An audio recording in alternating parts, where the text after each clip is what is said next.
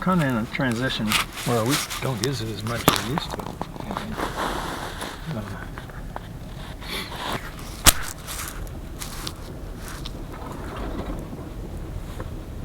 Do y'all hunt out here still? Yeah, we're mostly hunters. My Nephew really likes to fish, and my brother is a fisherman more than a hunter. And so they fish, we hunt. Are you a hunter? I am, yeah.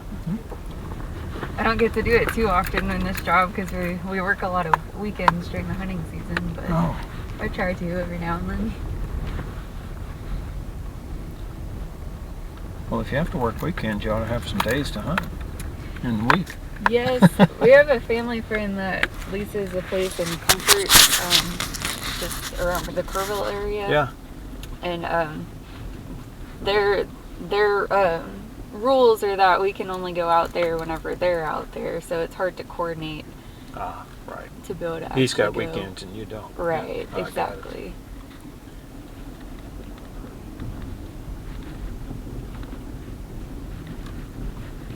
Do y'all do any type of brush management or have in the past? No. No? Okay. Cows. Cows kind of kept it eaten down and stomped down. And we could tell that it was getting more and more cactus and thorn. But we didn't know if it was because of just weather changes and whatever, or if it was because of the cows. But now we don't know what this place looks like without cows. This is the first year. All this grass, we never had grass like this. Yeah. But this is a crazy wet year, so we don't know what to think. Right. Now it's good to let the land recover after being grazed for that long as well. Yeah, but see, this guy, you know, he never has cows. Right. And so he's got a lot more grass.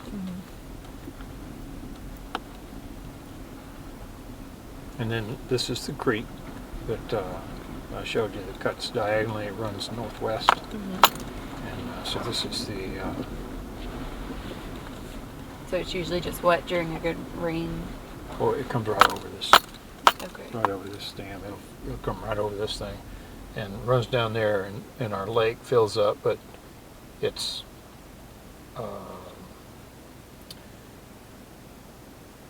200-300 yards. The lake only doesn't come all the way back up here.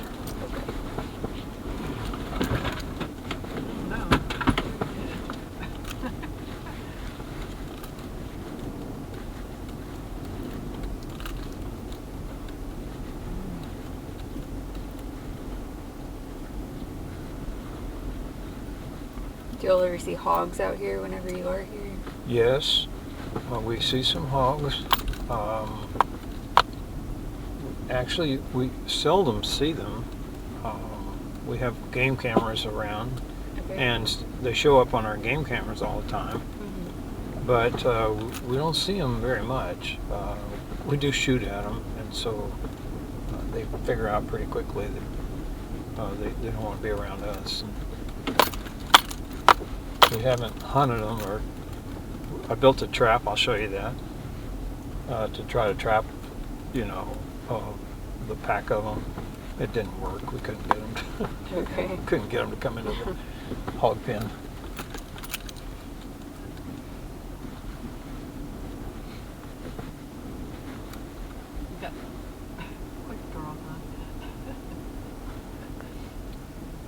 How many deer would y'all say you probably harvest on average a year out here between just anybody that hunts out here? 2 or 3. 2 or 3, okay. Yeah. Yeah, that's a good number for this size place. We only shot one this year. We saw some really nice bucks on our game camera, but we never really got to shoot one. And my oldest son took a doe, and I've shot and missed a few. But we'll take 2 or 3. That's probably all. You think that's about right for this size place, huh? I think so, yes. I always ask that, especially if there's neighbors that have high fences like you guys have, because sometimes that can create kind of a funnel in the population. Because if deer are coming from the east side moving west, they kind of get trapped by that high fence within these areas, which just might concentrate deer a little bit more. So it's good to have harvest management at some degree to kind of help manage that population so they don't get overpopulated in your area right here. I didn't like that. Let's run over that one.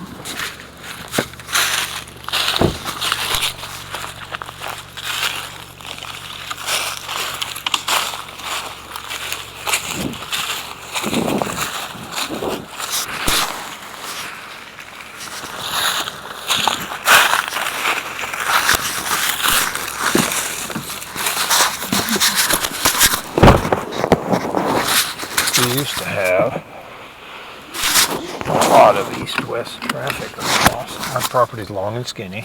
We used to have a lot of east-west traffic from this rough ranch over here, walking back and forth across this area.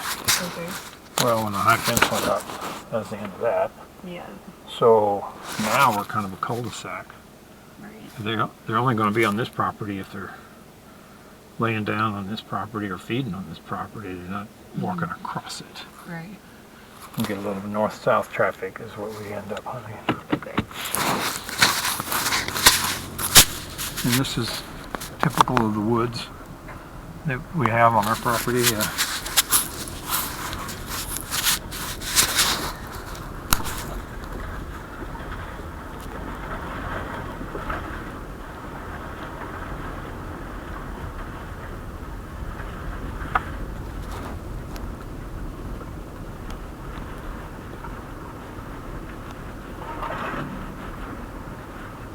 We have a lot of greenbrier, those vines. Those are really good for deer. They provide a lot of high protein content for deer. Oh. All of this Like- vine that's growing right here. Yeah, Yeah. if you go backwards, David, I bet that's a big, huge one. Anyway. Yeah, I am going to go there, honey. That's very interesting. I didn't know that that was friendly. Yeah, a lot of people don't like it because it can get a little overabundant in some areas, and they have the thorns that people don't like. But the protein content for wildlife is actually really high in those plants.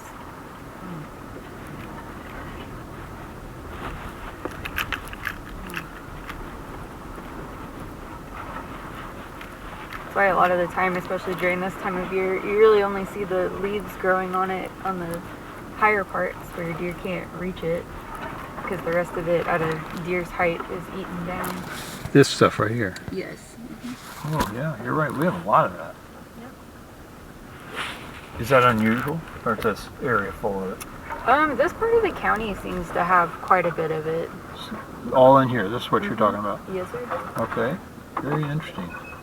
Y'all wouldn't have thought that was useful. Yeah, most people don't. Okay. Remember I told you the little triangle piece? That's this thing right here. Okay. And then I believe this field right here is coastal Bermuda. Mm-hmm. But I don't know if that guy leases out that field to the next neighbor who does have cows. Okay. Or if he doesn't even want the cows over there either, because he's a hunter. I haven't actually gotten to know him. I just have heard that he's from Austin and he's a hunter. He bought this place because he likes to hunt. So. Okay.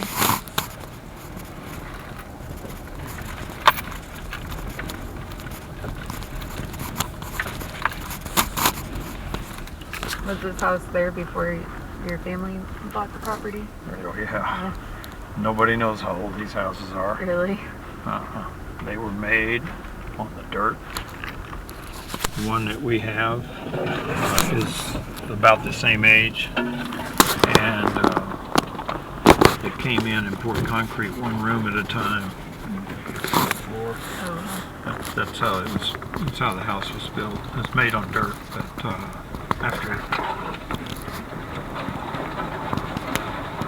after a period of, once concrete got to be where ordinary people could afford it, they had concrete poured in there.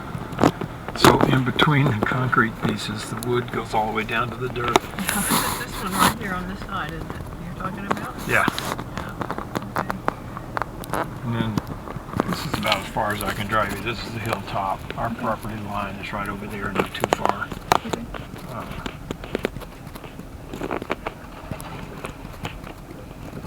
And this is the roughest, thickest part of the woods. If you try to walk through that, it's pretty bad.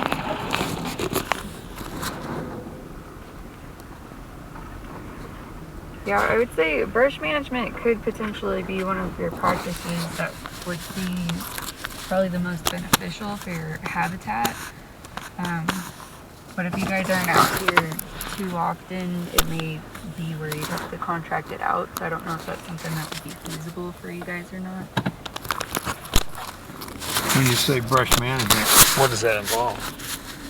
Just removing brush that's become overabundant. Like, for example, if you look back in that area, most of that is what we call white brush. And it is a native plant, so it has its benefits. Like this? No, this is... Yeah, this one is a little bit different. Did you see some more of it?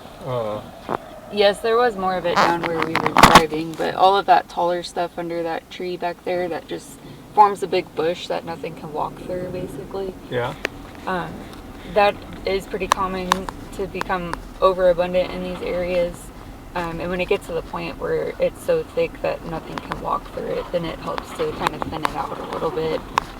Because it doesn't have a whole lot of ecological benefit. It's really good for pollinators whenever it's sprouting during the springtime. But other than that, it doesn't have much browse use or anything like that for deer. Birds might use it for nesting, but all of this stuff is also white brush here. What's it called? White brush. White brush. Okay. Yes. Yeah, you're right. We have a lot of that. Uh-huh. Yeah. And yeah, Okay. all right here.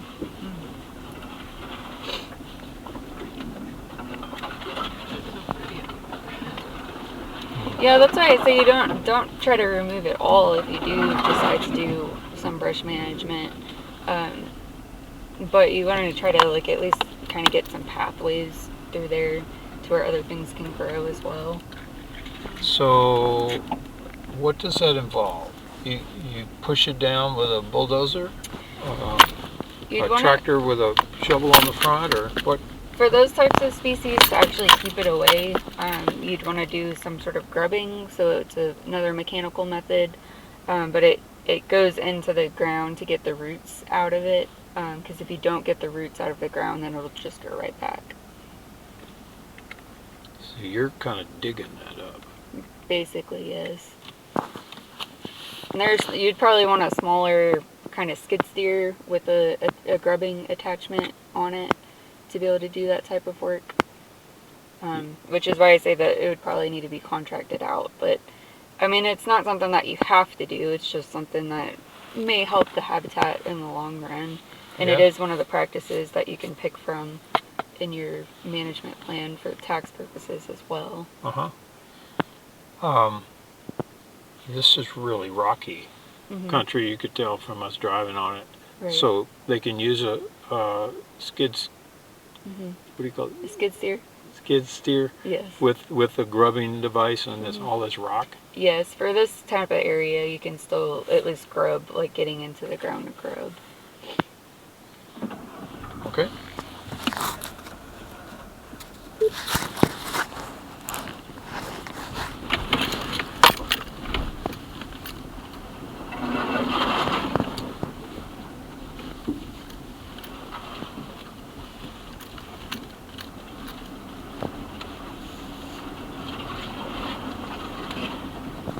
Now, when they do that, do they just work around the trees? Is that how they do it, without pushing over the trees? Yes, they would try to go for areas that it is easy access with the machine that they're using, to be able to go around the larger trees around it, yes.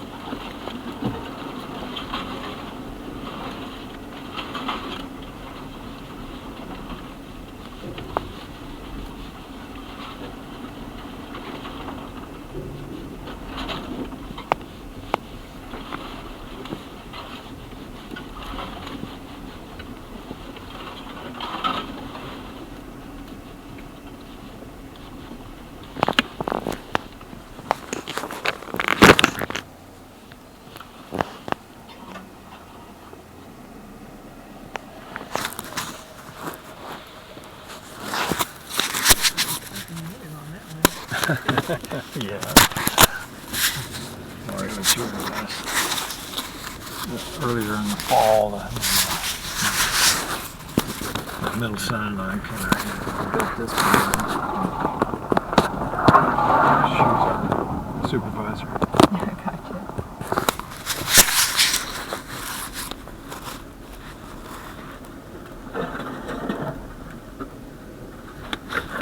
How many cameras do you have out on the property? I think we have 4 or 5.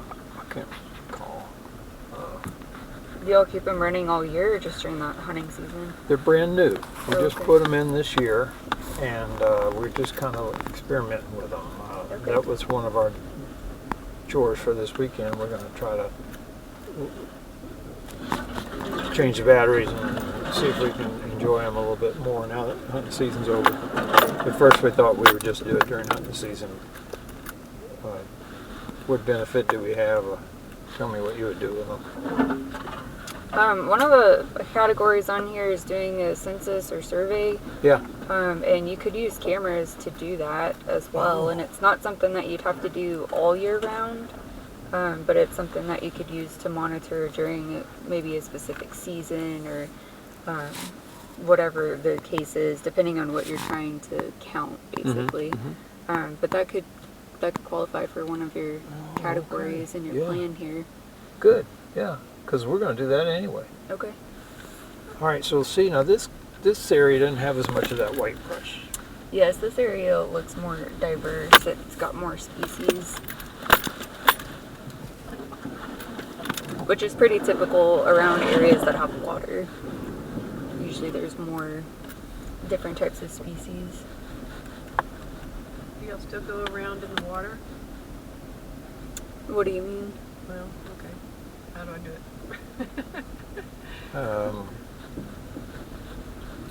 You can show it to her. My nephew is a duck hunter. He's coming up to hunt ducks. So we those are migratory birds. What, do you know anything about how we can improve the habitat for them? Yeah, I mean, if having the water is definitely the first step. So, do you already have ducks that come through? Okay, then you probably already have the habitat for it. Another one of the options for the plan is to provide supplemental shelters, and duck boxes can be one of those. And you can put those up around these water sources to provide shelter for them. Really? Like roosting?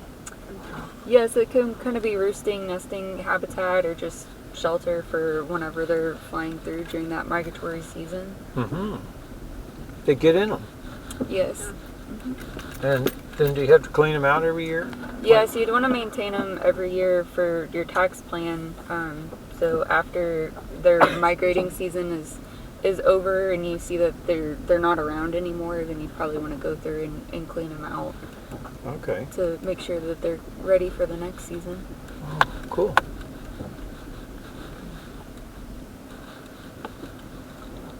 That is really good to know. Okay, now this is the spillway right here. Okay. So this creek runs northwest, see?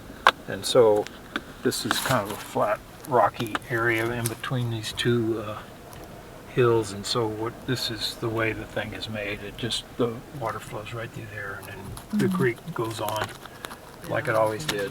Okay.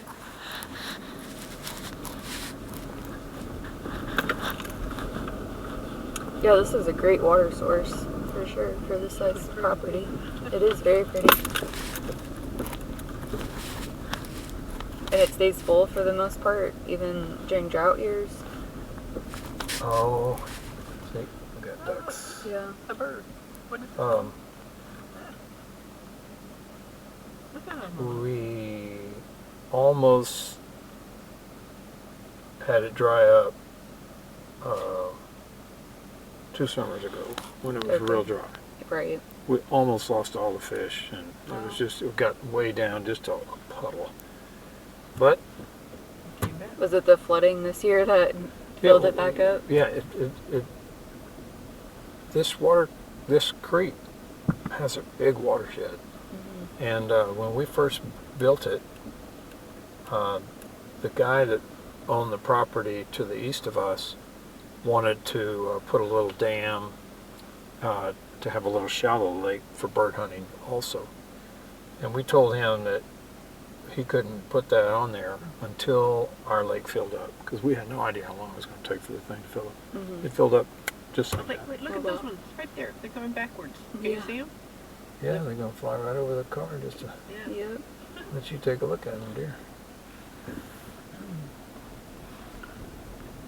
So if we have a pretty good rain up here, it'll fill up. It's got to be a rain that'll cause some runoff, but Okay. the creek, the watershed is big enough that it'll fill this thing up pretty quickly. Right. Yeah, supplemental water is another category, but it looks like you'll have enough water to where you don't necessarily need that. Because whenever you're picking your management categories, which we'll go through whenever we get back, you want to look at what the limiting factors are for wildlife on the place. And if water isn't a limiting factor since you have it here, then the supplemental water category may not make a whole lot of sense for your management plan. Right. Which is a good thing though, because you have it already. Yeah. Yeah. You want to address the deficiencies. Right. Okay.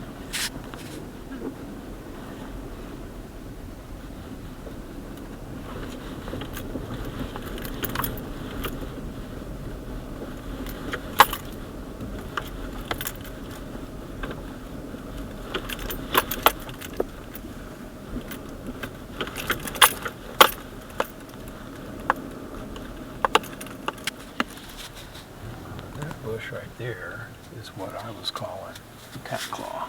Yes, that's cat claw there. Yeah. Okay. Which we got a lot of that now.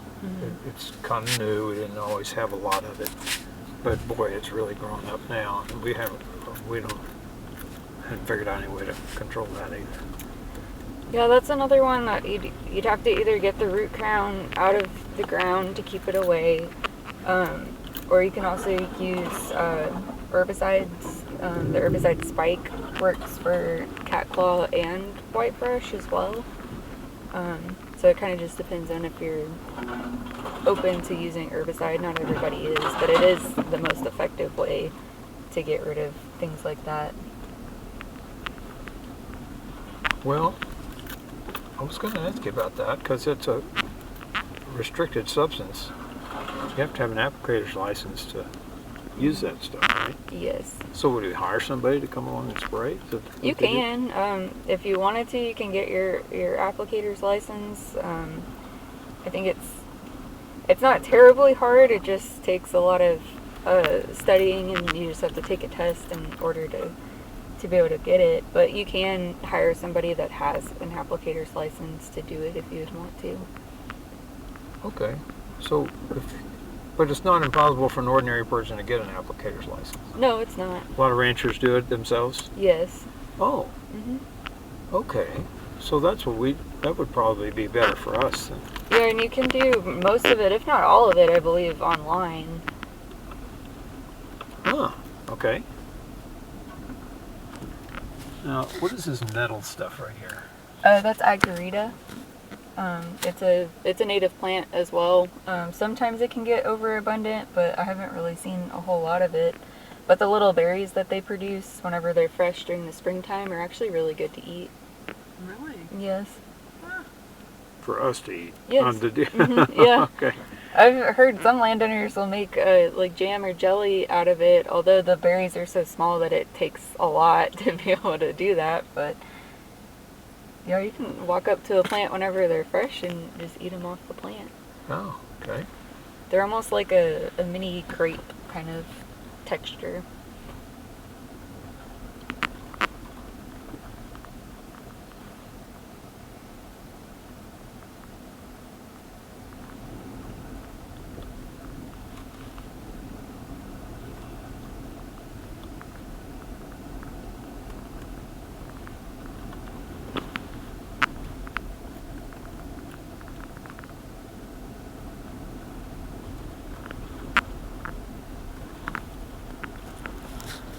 This field right here, our rancher used to plow this and plant oats in it every fall, and the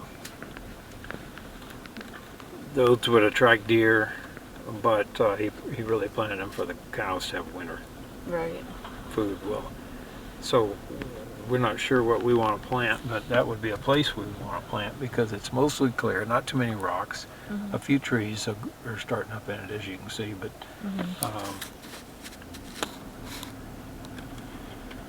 But if you wanted to plant, as far as for wildlife benefit goes, you probably want to try to go for more native species rather than oats or wheat or anything like that.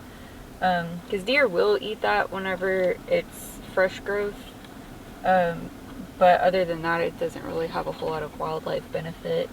But you can plant different things like sunflowers and different things like that that produce a good seed that a lot of birds will eat.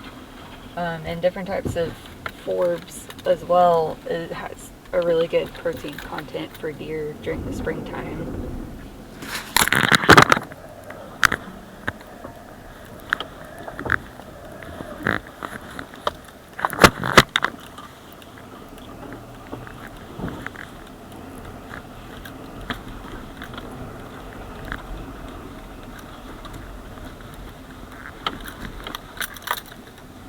These roads used to be nicer. The cows stomped them down, and when they do that and it rains, the soil runs off, and you get these really bad rocky places. But I think we're done with that. We'll probably get somebody in here to flatten these roads out for us, and then maybe the row, gets a layer of grass like this.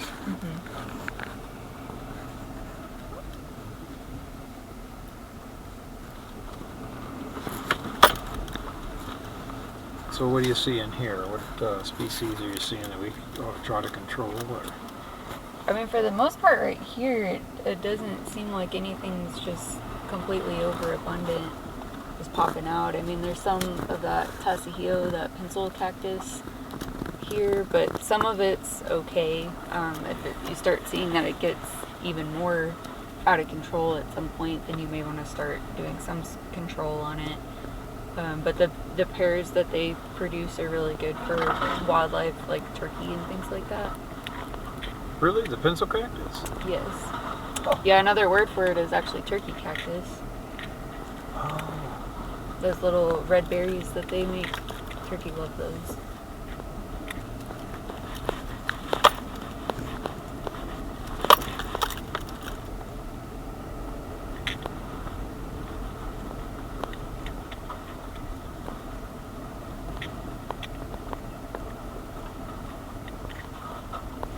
Okay.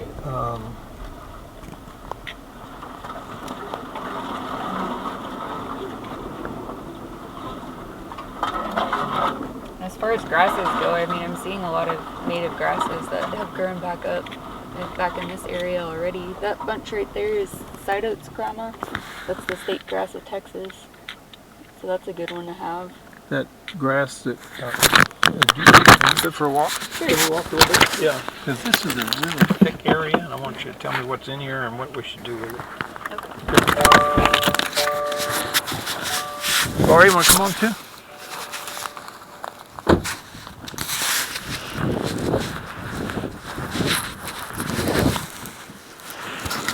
Okay, so are you talking about this? Or yeah, this stuff right here. this stuff right here? Yep, all of this.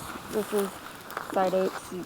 I mean, it's called side oats because the oats basically go off the sides like this, but you can easily pick the seeds whenever they're fresh from plants like this while you already have it, and you can use that to plant in other areas as well. So like that field you were just talking about, you could broadcast kind of just seeds that you already have out on those types of places. Just throw them out there and they'll grow. Yeah, just throw them out there. If you have a rake or something, it helps to just barely move the soil a little bit, put the seeds down, and then just lightly cover it so that it doesn't blow away.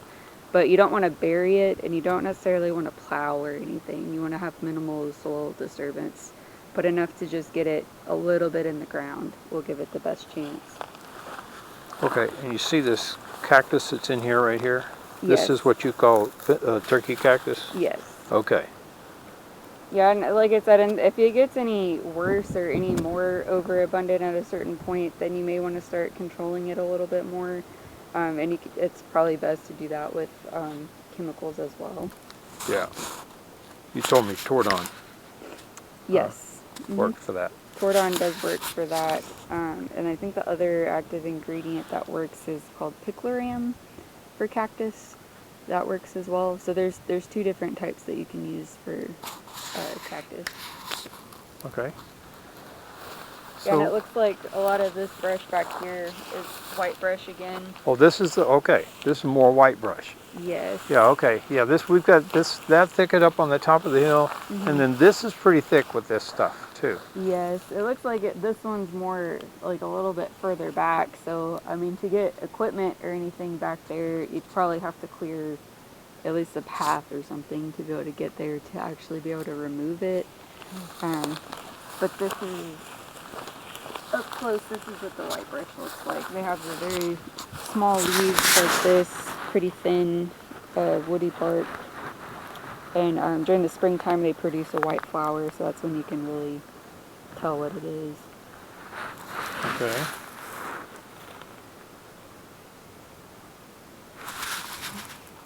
And that's that.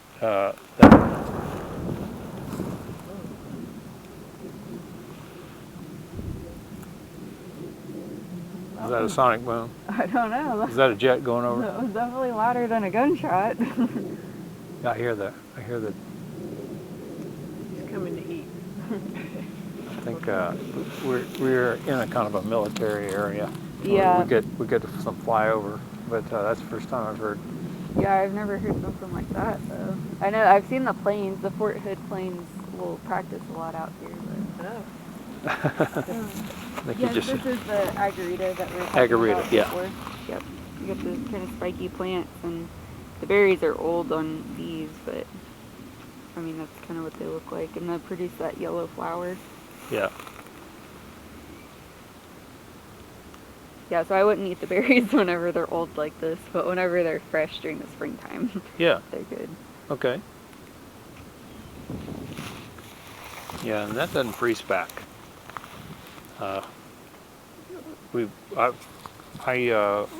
have in the past I've walked through here to cut down cedars, or juniper I think is the right name for it. And but this is always confusing because it stays green too. Right. Yeah. Okay, so this thick stuff is white brush.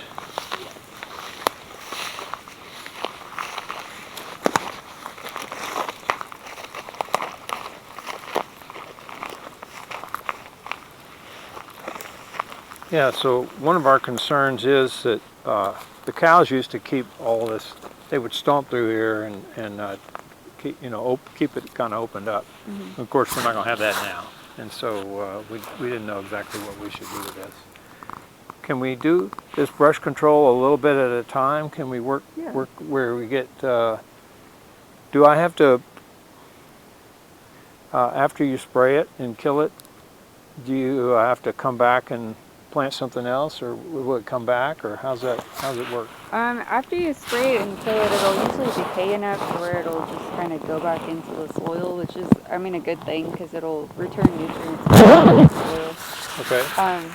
But at that point, it should open up the area to where it should allow for more grasses and forbs to grow up, which is what you kind of want whenever you're doing brush control.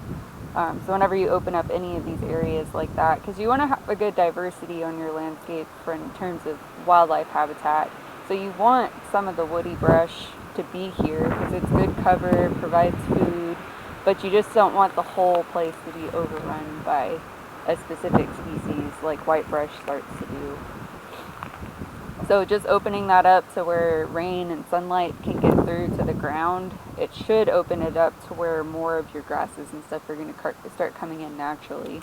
Or if you wanted to help it out, you can, like I just showed you with the side oats grandma, just pick some seeds from plants that you already have and just kind of spread them out along those areas as well, and you can try to help it that way.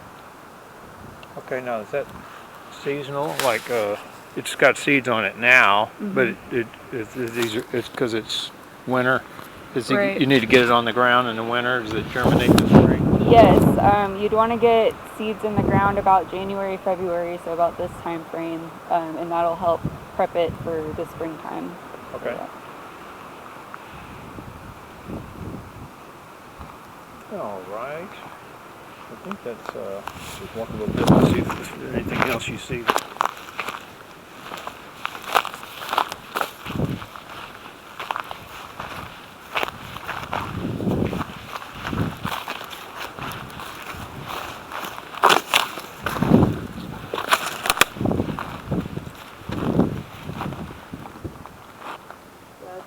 It's all kind of just the white brush with a little bit of agarita and the pencil cactus kind of scattered in. I mean, you got some other trees and stuff which are good, but all of that should stay where it is.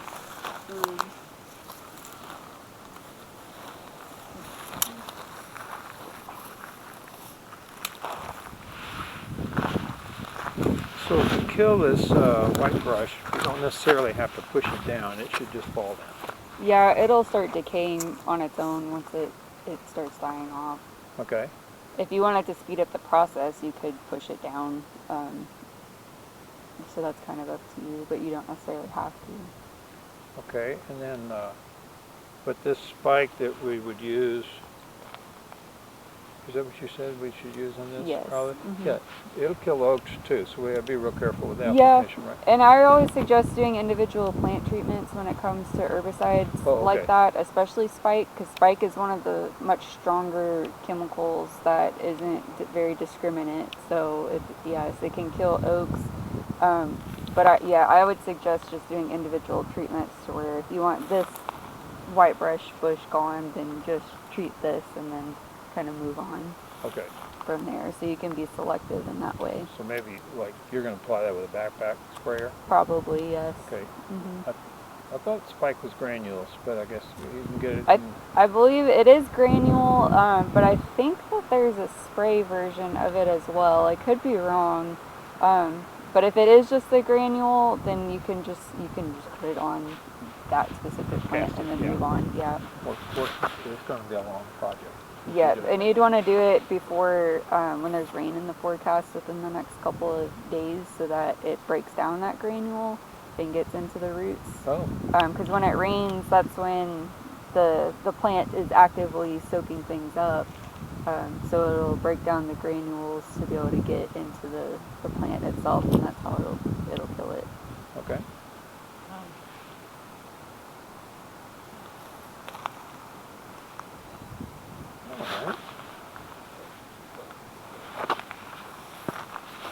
All right, let's go up front and we'll see what the front pasture looks like.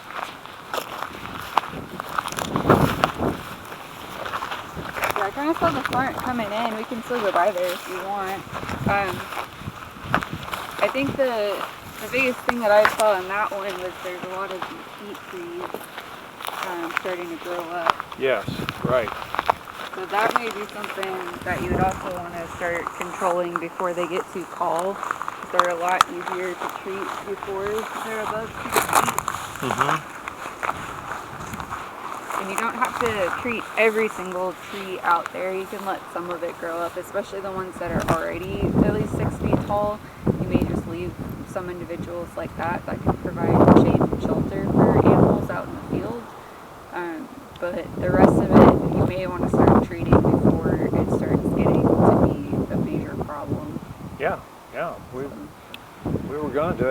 didn't know how and Yeah. wanted you to tell us some about it. So that's great.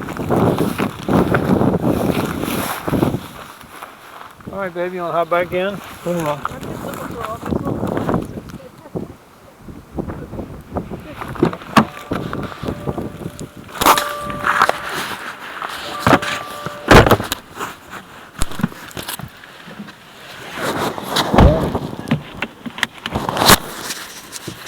Up and for mesquite trees, you can use chemicals like Remedy and Diesel mix.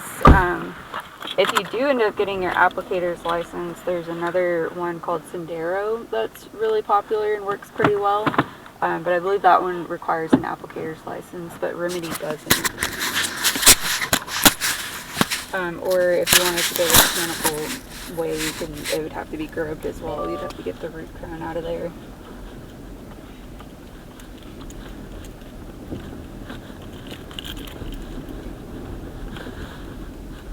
Okay, well, one of my questions was,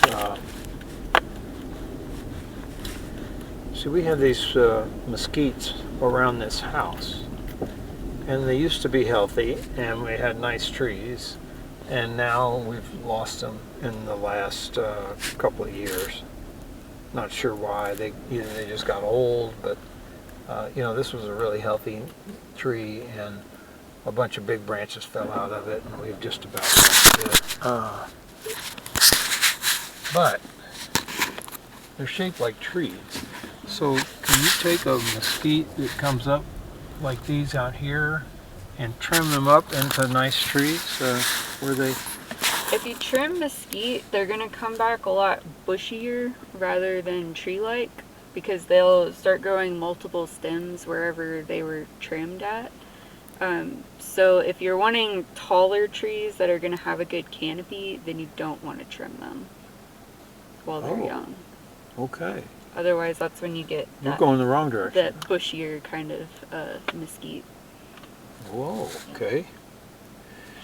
And so, like, how you're just this is pretty representative of what our front pasture looks like. Mm-hmm. So how many of these would you take out and how many would you leave? Everything 6 feet keep, or one every 30 yards, or how would you do it? Yeah, maybe one every 20 to 30 yards or so. Keep a good size one, like that one that's kind of branched out there in the middle there. I would keep that taller one maybe, but take out the rest of them around it. Then maybe just go another 20 feet and leave one, and you can just kind of be random and selective about it if you wanted to. Because as far as wildlife goes, the more random the landscape is, usually the better anyways, because they're not gonna know about the uniformity of like how you picked it and all of that sort of stuff. So it can be random for sure. But all of these small ones, if they're under 6 feet already, I would take those out while they're small. Otherwise, it'll just get even harder to treat them as they get bigger. Yeah. Okay.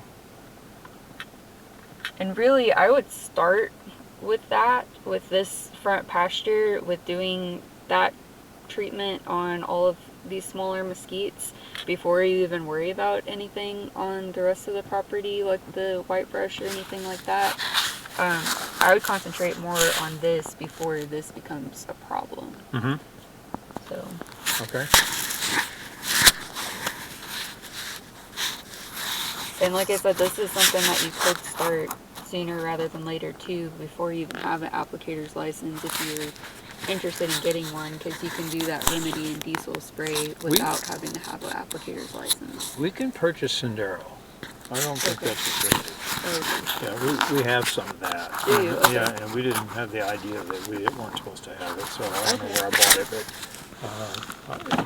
Well, I if you have it, then you can certainly start using that. with a surfactant and a dye, and just Yeah. I think we're equipped to start that project. Great. Now, this grass, what kind of grass is this we have here in this pasture? You want to look at it? Yeah, I might need to go a little closer. Do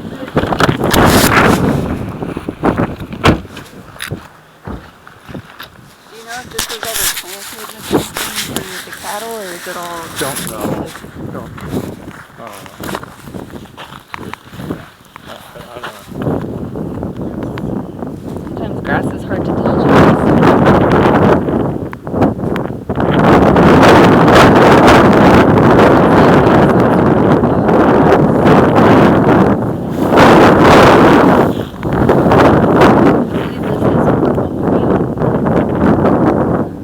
Usually whenever it's a fresh growth, it'll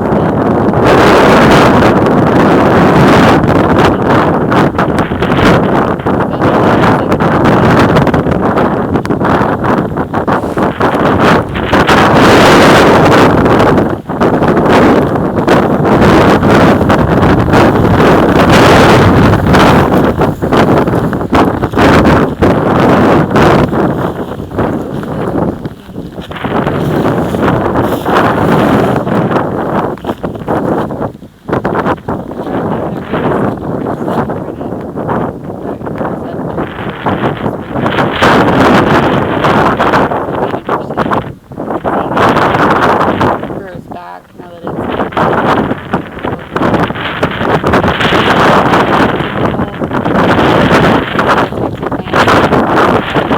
pretty easily.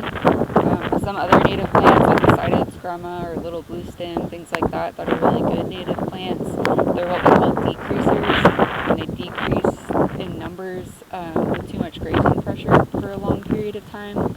So there's probably still a seed bank in the soil that's just lying dormant, and after some rest and some rainfall, there's probably a good chance that things like that will start to grow up as well, especially because you have it in other spots, other areas on the property, so it's around.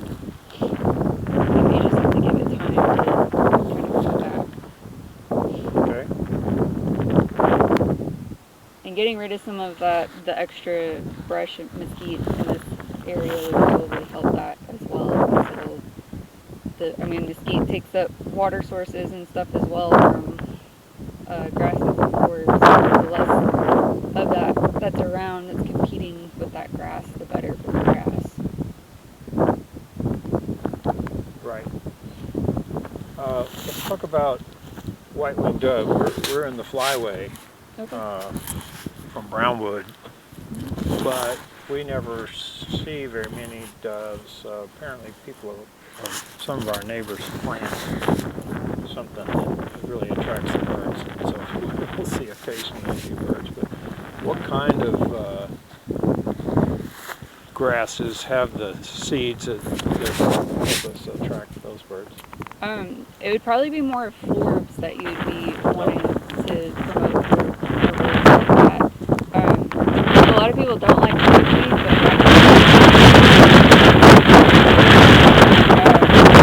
sunflowers, croton is another one. There's several different species of croton, but one-sided croton or attracts doves pretty well. I will say for white wings, we don't typically see white wings a whole lot in the open countryside like this. They're actually a lot more common near urban areas, but mourning dove would be a little bit more common out in this area. When I get back to the office, though, I could try to make a more detailed list of seeds that might work to attract that type of soil type, and get back to you by email. Yeah, sure. Because soil type definitely plays into what growth is to get the most bang for your buck if you're buying any type of native seed. What plays? The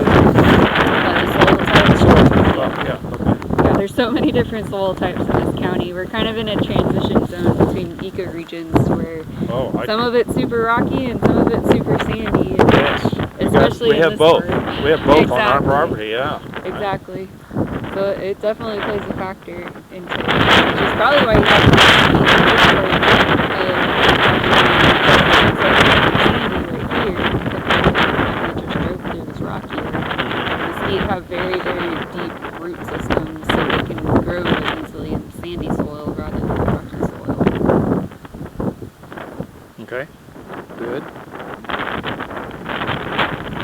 All right, good. So you say you want to go and sit down on the table? Yeah, I mean, we can go through this whole thing.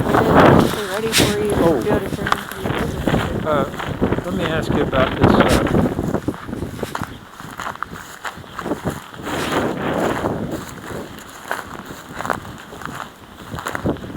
So I sprayed all of this.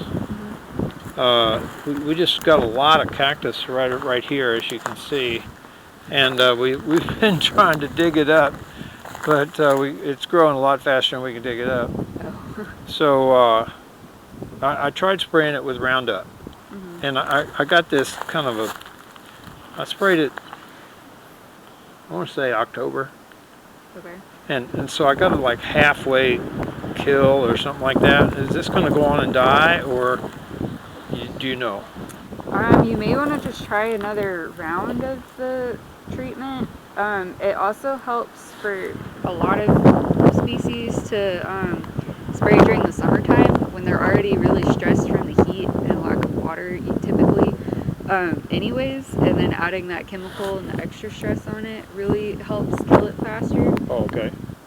So you may wait and see if it does start to die anymore in the next couple of months, and once we get into about May to June or so, maybe try another treatment if you're still not seeing any more die off from it. Is it the same thing true for this white brush? Is it if you spray it when it's Yes, because you want to spray things especially whenever they're not in the dormant season. So during the wintertime, most plants are dormant right? anyways, so they're not really soaking anything up, sunlight or water or anything like that to an extent. So once you get into the springtime, summertime, that's really whenever you want to hit it with chemicals so that it's not dormant and it's able to soak that into the plant. You'll get a better kill that way. Okay. Can get you. I'm looking at the top of that. With these things right here. Pick apart. Yeah. Do you have any advice for us with these ailing mesquite trees? You mean to get rid of them, or? Can they be resurrected, or I mean, is it? No, I don't know any way to be able to resurrect them, unfortunately. Okay. Yeah. I mean, there's still a lot. You'll see. They'll have growth, but I don't know if we trimmed them back, if we would get healthier growth out of them or anything like that. I mean, you can try to, especially the areas that are kind of overhanging your buildings here anyways. You can trim a little of it back and see what happens in the springtime, if it does start helping to promote some growth or not. Look at that up there. It looks pretty good. Yeah. The mistletoe's helping. Let's go in the house and we'll. Oh, I was going to ask you about grass burrs. So whatever this is, we have lots of grass burrs. Okay. Is that characteristic of these grasses, or we thought it was because it was coastal Bermuda? And yours? But they have the spiky burrs whenever they seed. Yeah. Yeah, that's pretty common. It's actually called sand burrs, which is why they're probably here in this sandier part of the soil. Oh, I see. Okay. You can try things like Roundup on it. It doesn't always work, but they're pretty typical whenever we have a bad drought years like we did 2 to 3 years ago. And then we got a really good rainfall year this past year. We call them like a scab on the landscape almost. So they're some of the first things to come up, along with things like broomweed, after a bad drought year, and then all of a sudden there's a large amount of rainfall. So it may start dying off to the point where other things will start to grow and outcompete it. But you could try to spray some of it just to try to help that process along. Well, I wouldn't know what to spray. I mean, I wouldn't know how to spray it. It's just everywhere. You know, like here, maybe well, there's an area over here we didn't cut. Maybe you can see it better.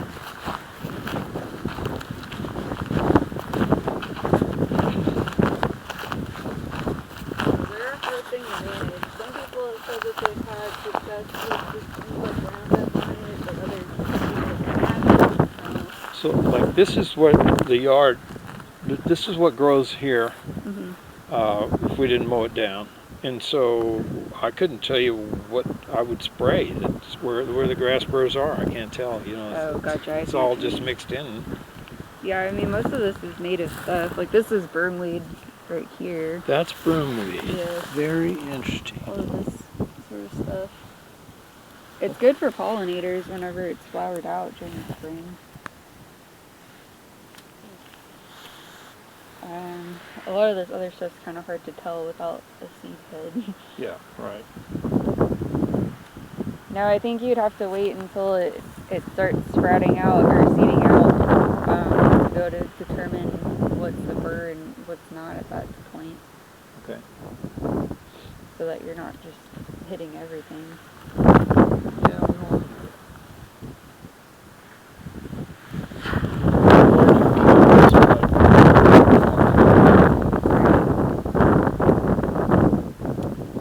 think of what else.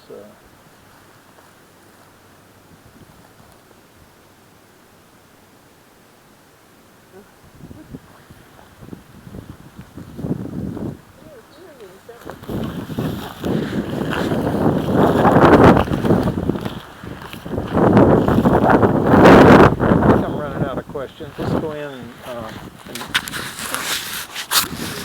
I'll ask. There are some other questions I want to ask. So.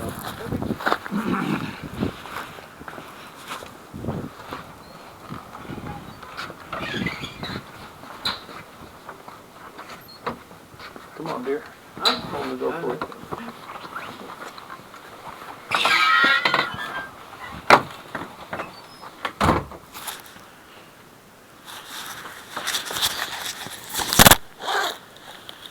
So, tell me about feeding, corn feeding, like putting up deer feeders. Right now we have 3 or 4 deer feeders working on the property. What's the cost-benefit ratio for feeding? Should we make some protein with it? Tell me about that.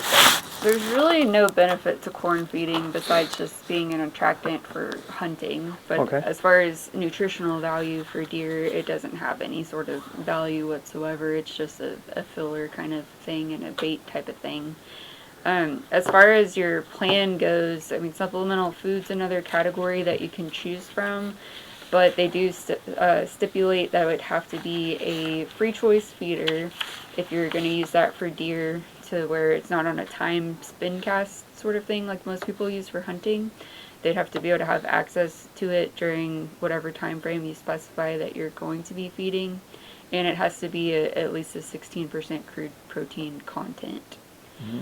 I will say with what we've seen from the habitat, though, I don't think it's necessarily needed.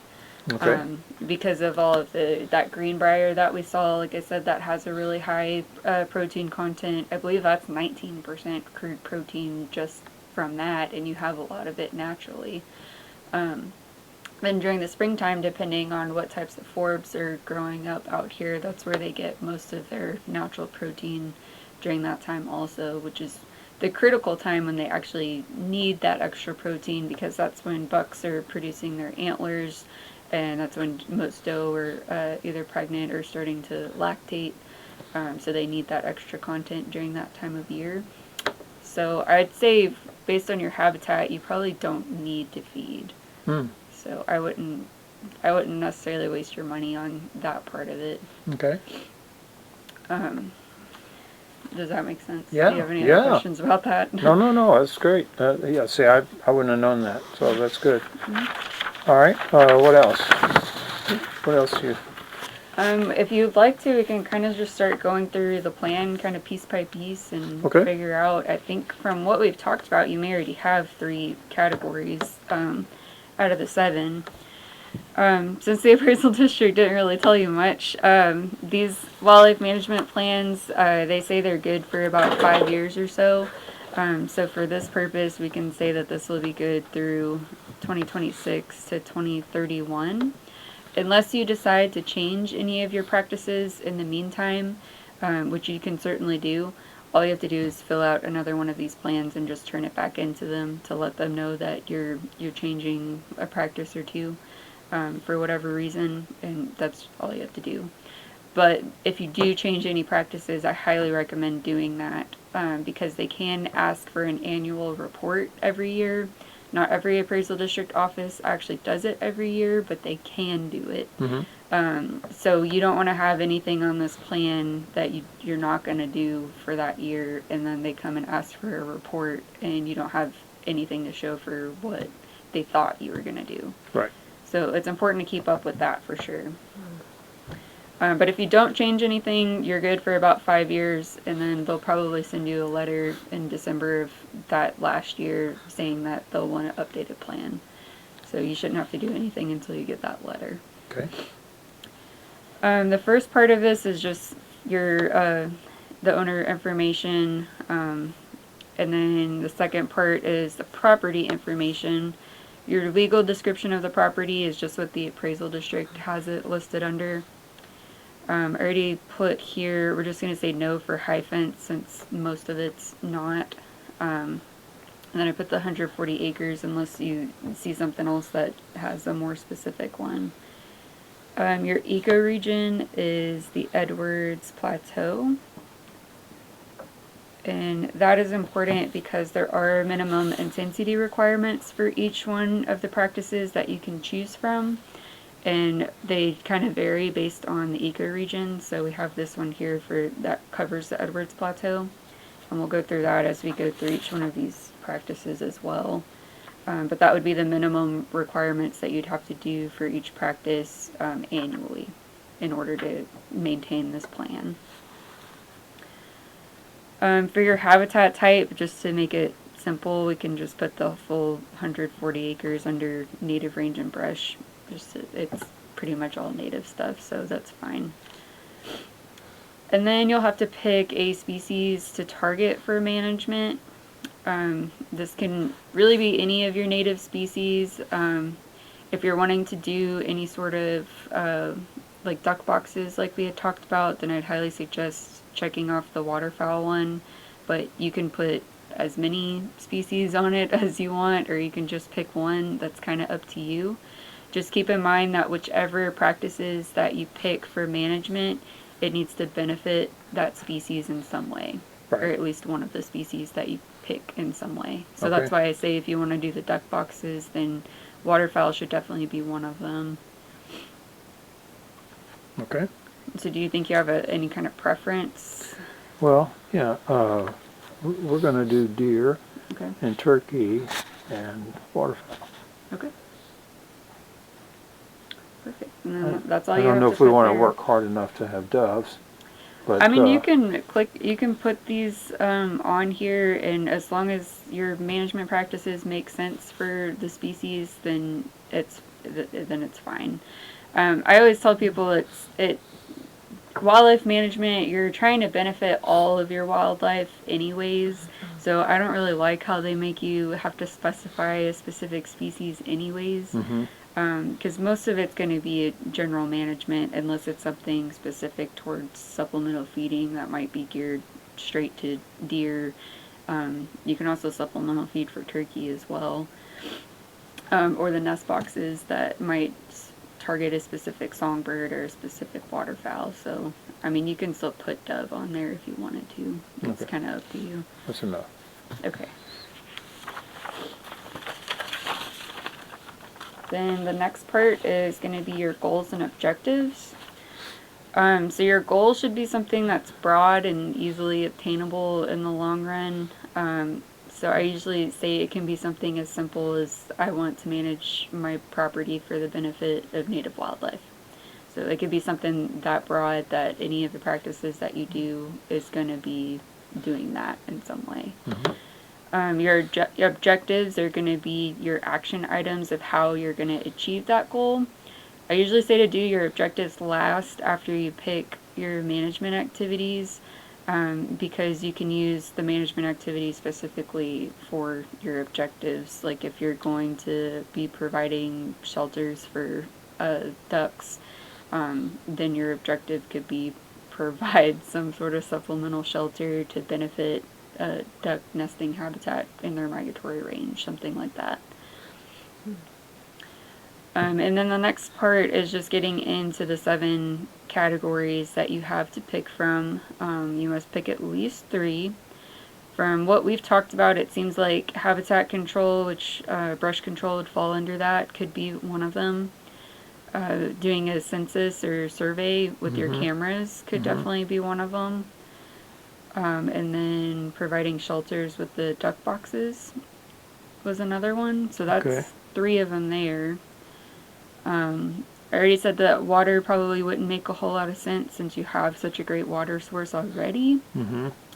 I didn't see any erosion issues to really need to do any kind of erosion control.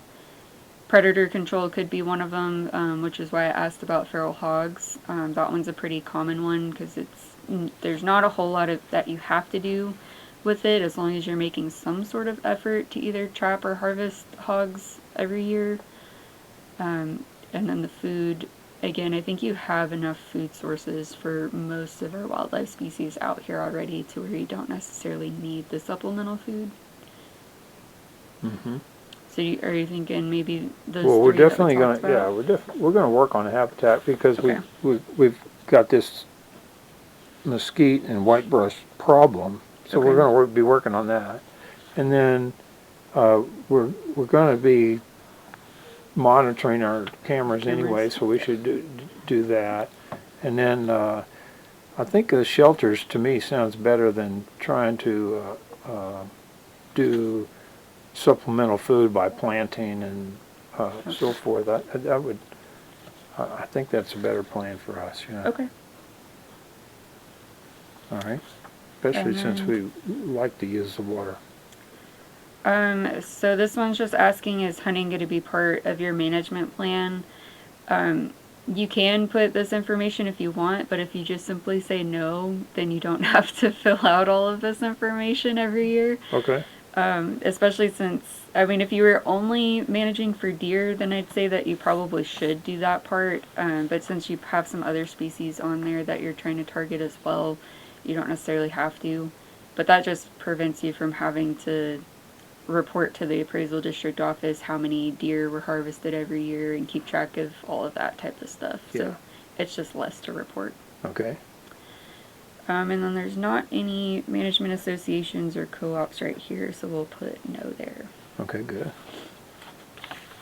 And then we get into more of the specifics. So we did check off the habitat control category. So brush management would fall under that. We'll look at our minimum intensity requirement for brush management is here. So they say to do at least 10% of a designated area or 10 acres annually, whichever is smaller. So for this size property, 10 acres would be smaller. They're not going to necessarily come out here with a tape measure or anything to make sure that you did exactly 10 acres. And I don't recommend doing 10 acres right next to each other all at once anyways. It's better to do brush management kind of spread out. But if you're starting with this front pasture here, I'm sure that's more than 10 acres there. So you could probably work on that mesquite pasture for the next 2 to 3 years, and it would probably more than cover you for that 10 acres. So as long as you're doing some sort of management in that regard, then you're fine. Okay. So I wouldn't worry too much about the 10 acres. Yeah. It sounds like for the most part you'll be doing chemical treatments. For the kind, we can put Sendero on here to begin with. I think I missed an A in there. I'm doing this all in pencil so that you can That's fine. Good. you Thank can erase anything that you need. Yeah. Then you just need to put the rate based on what it says on the bottle for it. And then for your brush management design, we could just say a mosaic, which just means the random kind of selection of it. So you're not doing blocks or strips of specific areas. Yeah. And if you do any other types of chemicals, you can put that in here. For your additional information, you may want to just put like target species here. And if you're just wanting to start with mesquite, then you can just put mesquite. If you plan on doing any of the whitebrush or any of the other types of things that we had talked about, like or catclaw, things like that, you can list them here. You don't necessarily have to, but it's just some extra information to give them. Going back to the annual report part of it, you want to make sure that you're providing some sort of proof that you're at least making your best ditch effort to do the practices that you are saying that you're doing. So I suggest keeping all the receipts for any type of chemicals that you buy. Maybe take some before and after pictures of the areas that you're treating. Just things like that to be able to show them. So if they ask for proof that you did this stuff, that you have something to show them. Okay. Yeah. And that's really all you have to do for this. If you do end up deciding to do any sort of mechanical work in the future, you can check off that box and something like grubbing, depending on what you end up doing. But I mean, just doing the chemical in that part qualifies you. So Okay. you don't have to do more. And then you can leave the rest of that category blank. We're not doing erosion control, so we can leave that whole page blank. We're not doing predator control or water or food. So we'll skip ahead to shelters here. So your nest box would be what you're doing. You're targeting waterfowl. And then for your minimum requirement for that, see, they kind of specify it for wood ducks and black-bellied whistling ducks, but it can be different types of species as well, so that's why I just put general waterfowl. The minimum requirement is 1 box per 8 acres. That could be dependent on your designated area, though, of your water source anyways, so you may just pick we could say maybe just the 50 acre or something buffer of that northern part of the property maybe, and that's your designated area. So 1 box per 8 acres with that. You may do just like 5 or 6 boxes around the water source just to cover your basis for that. Okay. How do we build these things out of plywood? Are they commercially available? Or what's the right way to do it? It's up to you, really. You can build them. I'm sure there's plenty of options that are commercially available that you can buy as well, though. So that's really just up to your preference. Okay, and then you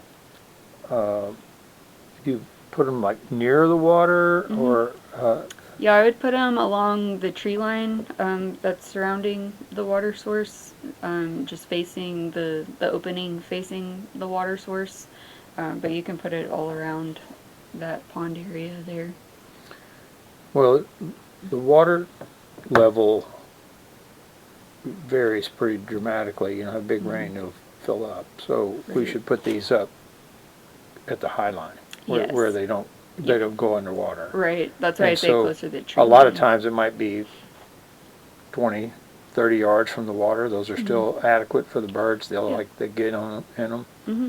Yeah, that'll still be okay.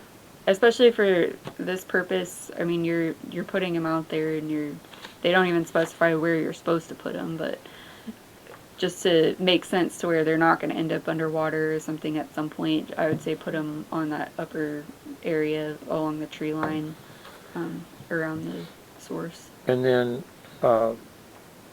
do you know about these? I mean, do we put them like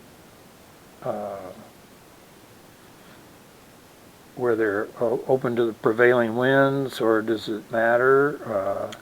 I mean, I would just try to put them around the whole area, all of them facing the water source, so that if one year there's more winds that come out of one direction than another, like this year it seems like we're getting a lot of heavy north winds, but that's not always the case, sort of thing.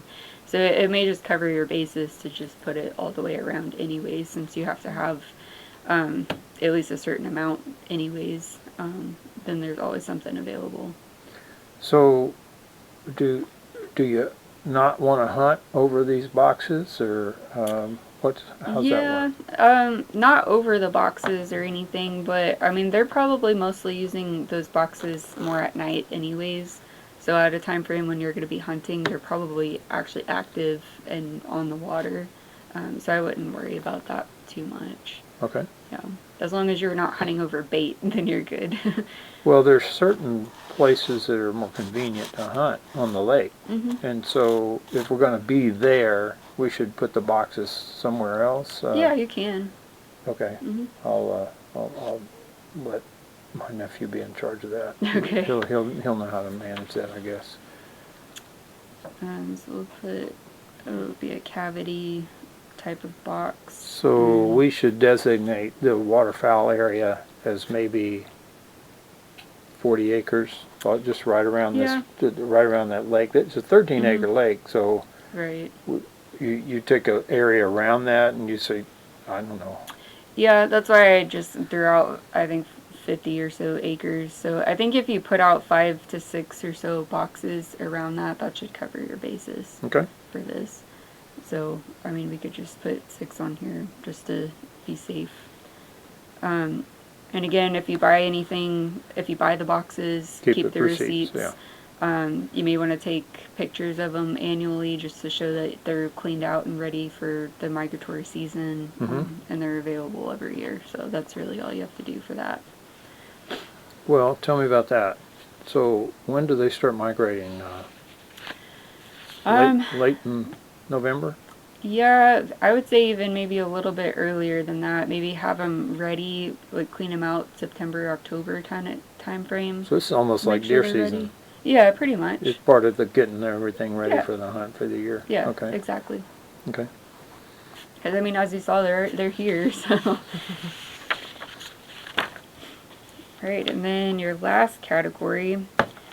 Do you know if there are specific species that y'all are trying to monitor with the cameras? Is it just deer, or y'all just trying to monitor wildlife in general with them? Yeah, we just want to see what was here. Okay. And so what we have seen is bobcats, raccoons, deer, turkey, and hogs. Okay. So the camera surveys fall under miscellaneous counts for whatever reason. So we'll put remote detection via cameras here. And then species being counted, we can just put all wildlife in that category. For this part, I would suggest designating like either a certain time of year or 1 week out of the month, or just some sort of specified time frame that you can tell them that you're monitoring, even if you're doing it all year round. Unless you are doing it all year round and you write down everything that you're seeing on the cameras anyways. But keep some sort of data sheet that says on this day you saw 1 bobcat, this day you saw 2 deer or 2 doe, or whatever the case is. But I'm just saying, if you don't want to do it all year round, constantly looking at pictures, you don't necessarily have to. Yeah. So you could tell them a certain time frame or a certain season or whatever you decide that you want to be monitoring, that kind of stuff. Okay. And you can just stick with that. But I would specify it one way or another. What's our minimum requirement? Let's see, I think it's just a standardized survey.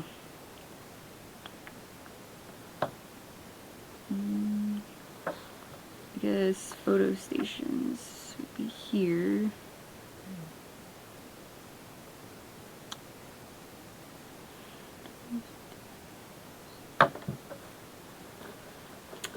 See, that's just specifying like daylight surveys by driving around though. I would say that it's going to be the standardized routine survey conducted annually, which is why I say to pick a time frame one way or another, whether it's year-round or hunting season, like deer hunting season, whatever it is.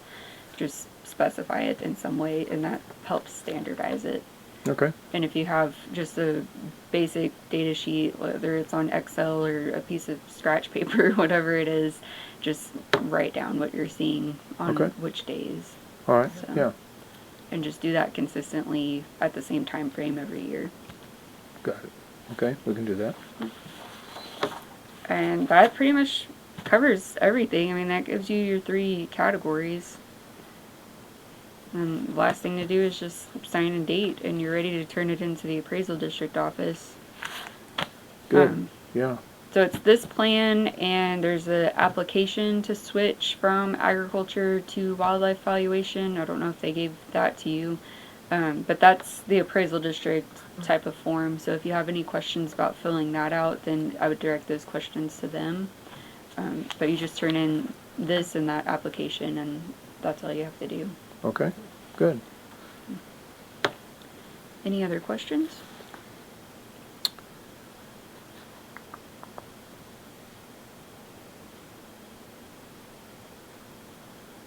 No, I think you've covered a lot. Trying to remember anything else I was supposed to ask her. Was there anything else I was supposed to ask her? I asked you about the cactus and this Sendero. Will this work on this pencil cactus stuff around the house? I think that one's specifically geared towards mesquite, so Oh, okay. not to my knowledge. Oh, I don't you're know right, if it'll mesquite. work. But there's some other Mesa View or something that works for the prickly pear. Yeah, prickly pear, anything that I had told you that worked for the pencil cactus should also work for the prickly pear. So it's that tripicoform, try something. It was the active ingredient, or picloram was the other one. Oh, And that okay. should work for either of the cactus species. Okay. Yeah. Who does the applicator's license? What department of the government am I dealing with on I think it's the Department of Agriculture or something along those lines. It's one of the ag departments, so there's so many of them. that? Okay. So I think if you just type in Texas applicator's license, you should be able to find it pretty easily. Okay. It's probably through like the USDA sort of one of their branches. All right.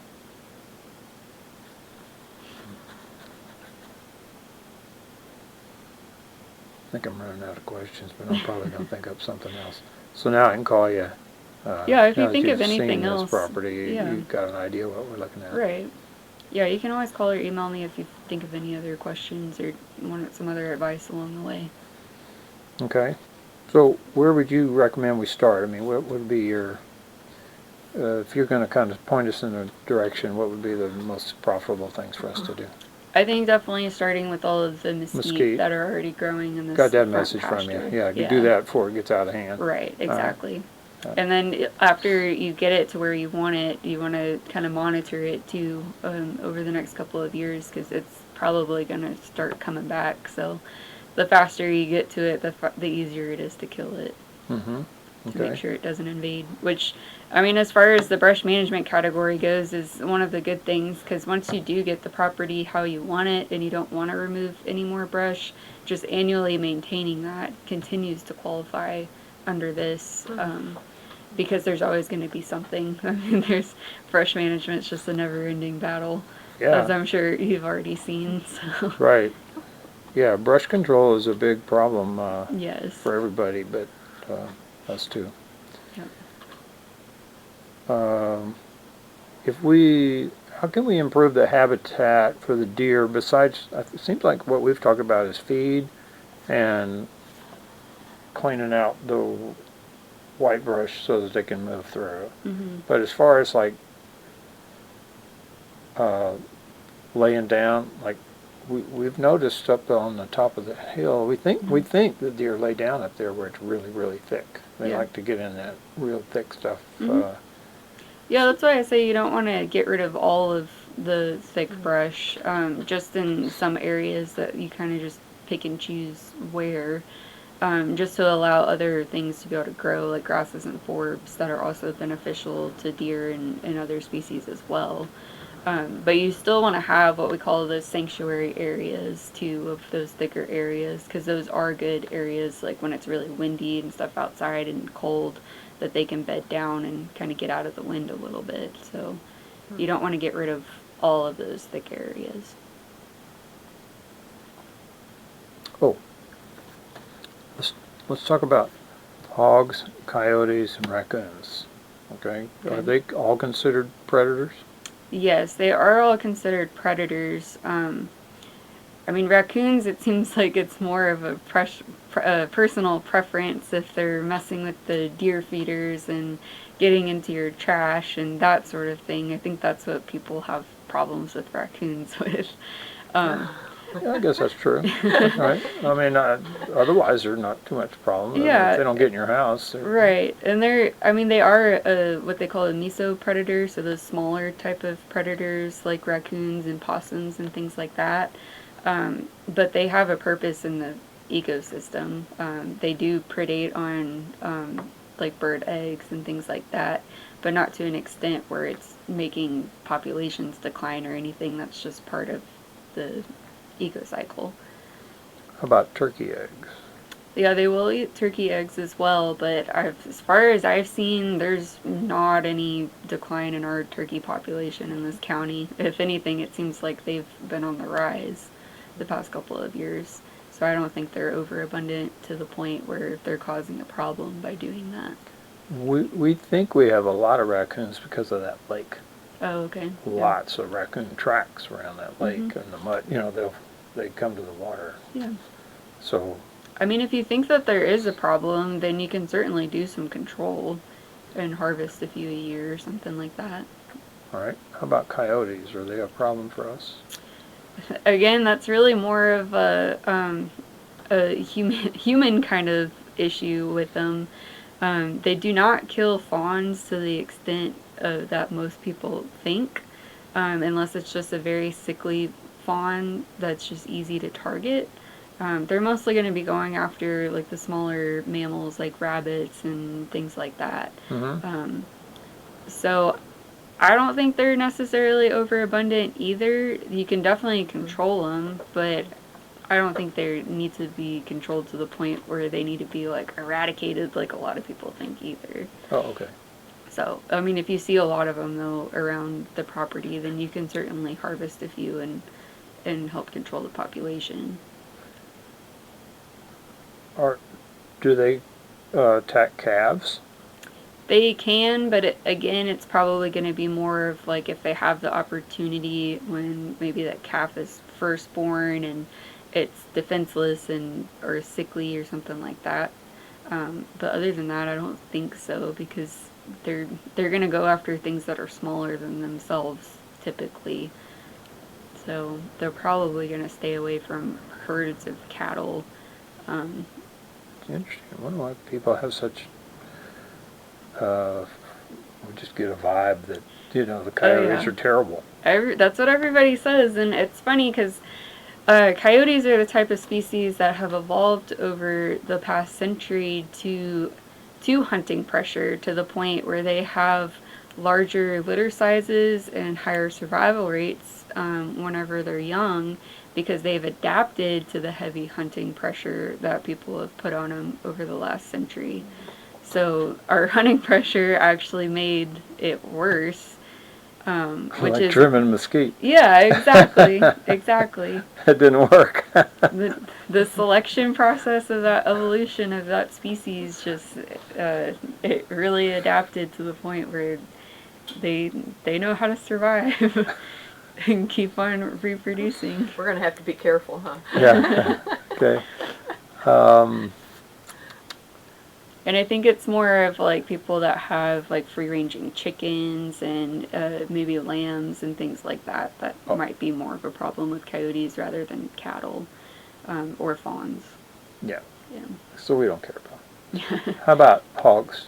Tell me about hogs. How serious should we be about hogs if we only see them around? Yeah, hogs are the one that's not native, and they're very destructive to habitat. So I always say if you see a hog and you have the opportunity to harvest it, so that's more of the type that yes, like harvest every single one that you can, because even the rates at which we do harvest in this county, they say it's about a 30% or so harvest rate, but we will never catch up to actually like control or eradicate hog populations.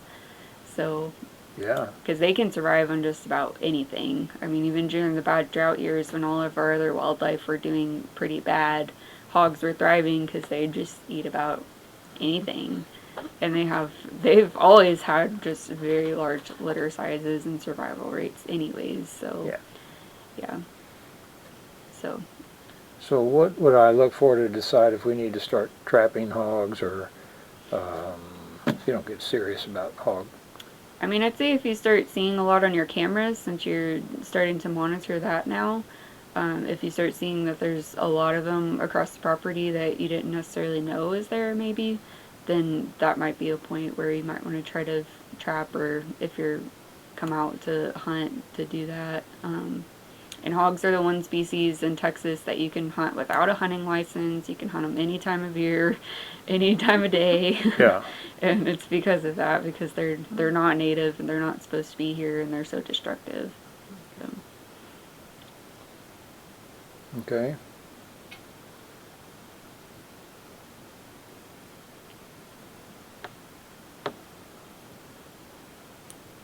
Well, I guess I'm running out of questions, but anything else I think of, I'll email you. How's Okay, sure. that? All right. And I'll leave these. You said you brought a bunch of equipment. Did you need here, or is there anything else you want to do while you're here?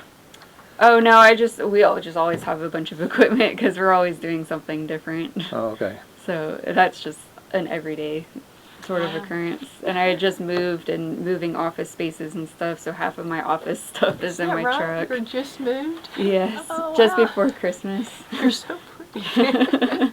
Thank you. You're really great. But yeah, that's why my truck is just always a mess. Your church. Which church was it? Her truck, she said. Yeah, my your truck. Yes. Not your church. Okay. Yeah. And I put a star next to all of the minimum requirements there for you there. Okay. And I'll leave that plan with you as well. Good. Yeah. I need to talk with everybody else that's going to participate with this and make sure we're all together on that. Let's see. If we decide, what were the 3 categories we picked? It was habitat control, supplemental shelter, and the census. Yeah. Okay. So let's say we decide not to do the shelters. Then what would be our other category, you think? Potentially predator control, from what we had just talked about. The easy thing about predator control is the minimum requirement says professionally prescribed native or exotic control. I would say that with hogs, for example, we don't even know an estimate on their population, so it's kind of hard to professionally prescribe a certain number, and you also can't control when they're on your property either. So I always just say opportunistically, just if you go with predator management and you're targeting, like, let's say hogs, just whenever you have the chance, whenever anybody's out here, if you can harvest a few a year, then that's good enough. And just keep a harvest log of, like, this date I harvested 1 hog by shooting, or whatever the case is. So, Okay. so even if you only harvest 1 or 2 a year, you're still making an effort. Right. And if you do some sort of trap as well, the days that you trap, you can record those days that you tried to capture some hogs. So that's another thing that you can, it's always make your best ditch effort. Like, a lot of things with wildlife and habitat management is not set in stone. Even if you try, in some cases, it may not always work out. So they always just say make your best ditch effort and just prove to the appraisal district office that you made some sort of effort. See, lots of information on the internet about hog management, trapping hogs.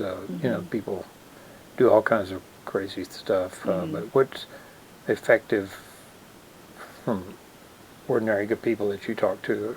Does anybody have a best practices? There's a new trap type out there called pig brig. And that one supposedly has been really effective because it's not one of those heavy set traps that are just hard to move around or anything, because once you capture a few, they're going to learn not to go to that anyways, and then you need to move it. The pig brig is more of a circular sort of trap. It's all net that you put up with T-posts in the ground, and the net makes it to where they have to burrow under the net to get to the feed that's in the middle. but there's so much net that they burrow under that they can't get out from that area. So supposedly that's been very effective, and it's easier to move because then you just have to take down the net and the T-posts and just move it to a different part of the property. So I've heard pretty good things about that one. And what feed do you use for an attractant? I mean, you can just get a bag of corn and put it in a bucket of water and just rot it out like that. I mean, they like that stinky kind of stuff, so that's usually You're a good the girl. easiest way. Wow. Yeah. Okay. Oh. So you build your brig and you put a bag of corn in there and just let it. Just let it rot. Yeah. And then, do people gather these hogs and sell them, or do they just harvest them and throw them out for the buzzards? Or I think most people just harvest them and either let them lie if you're moving the trap, or drag them off to the side to let the buzzards eat it. I know there's some people that do sell them, but I don't know where they sell them to or anything like that. So that may be something, if you wanted to do that, you can look into. But I think most people just leave them out for the buzzards. okay.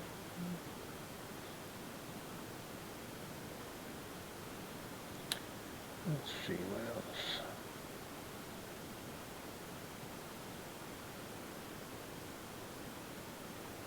Okay, I guess you're going to send me information about forbs, Yep, about seeds. stuff and things that I can Mm-hmm. plant without a tractor. Yes. That's our Okay. deal. You know, if we're going to go buy a tractor, well, that changes the game. But right now, we don't Right. want to do that. Yeah, that's understandable. So,